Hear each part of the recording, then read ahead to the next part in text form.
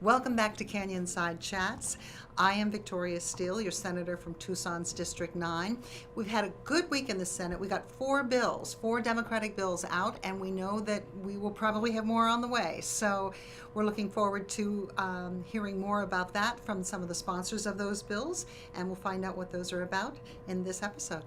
Well, I was very pleased today to have Senate Bill 1352 pass out of the Senate. This is the Fred Karamazov Memorial, and marks a day of remembrance. I think it's January 30th every year to remember the victims of the incarceration of the Japanese citizens at the beginning of World War II. Many of them were incarcerated here in Arizona, and I think in 2 or 3 camps. And it was one of the great injustices in our history that was perpetrated by the President of the United States, by the Supreme Court of the United States, by the Congress, and the state legislatures in Arizona, Colorado, and California. Mr. Karamazov was conscripted, I guess, or sent to the camps along with his family, and protested after their ultimate release about 3 years later. And his case went all the way to the Supreme Court, where he lost initially, and it took 20 plus years after that before there was any relief relative to that whole era of ours in our country. And under President Reagan, there was a bill passed in Congress that compensated the folks who were incarcerated. I think it was about $20,000 a year or so.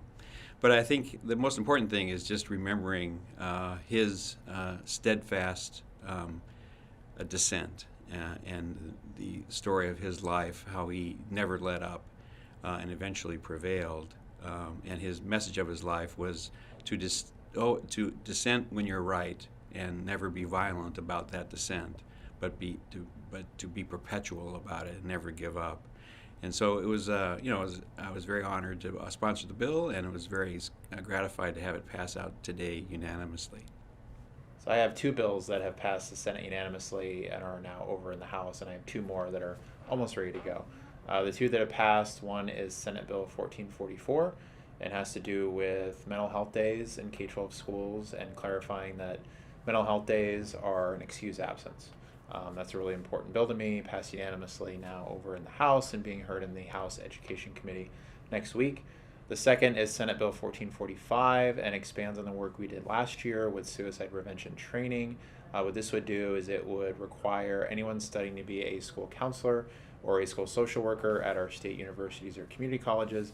They would have to receive training in suicide prevention as part of their curriculum. That bill also passed the Senate unanimously and is now over in the House. So proud of our work on those 2 bills. We've got another 2 bills that are almost ready for a final vote here in the Senate. So we're excited about the success that we've had this session in getting bills out of the Senate and hopefully through the House and hopefully to the governor's desk. Good afternoon, everyone. I'm Senator Contreras from District 19, Assistant Minority Leader here at the Senate. We have a few bills. I have a bill that has made it out of the Senate chambers. The bill enables a person, let's say domestic violence situation, where a couple is having adult beverages and end up in an altercation to where one of the parties needs to get out of the situation with their children, and in doing so are pulled over, fleeing the situation in their vehicle. Knowing that they have had these beverages in their system, but ultimately knowing that they had to get away from the situation that they were in. It enables for them to use that if stopped and thus been taken in by officers. It lets them use this as their defense, knowingly breaking the law, but for circumstances that they could then bring up in court, and it just helps. It helps a person just at least use that to their defense, knowingly breaking the law, but in regards to an actual situation.